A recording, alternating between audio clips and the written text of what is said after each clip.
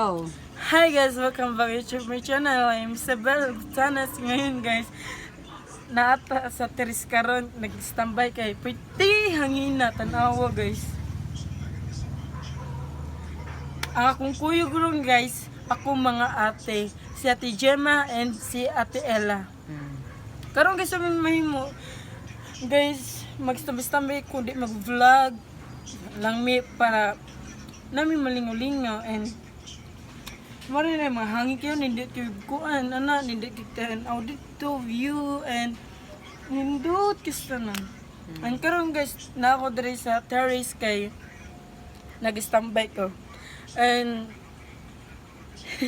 ay lang guys, natatawa ko yun. Magagawin yata ko i-prank si Ate Gemma. Kaso lang, baka magalit niya sa akin. Ay ipaprank ko sa kanyan. Revenge prank kay Gemma Bertolabak. Ang ipaprank ko sa kanya is bawal pansinin. Ayun guys, nandito siya sa kwarto niya.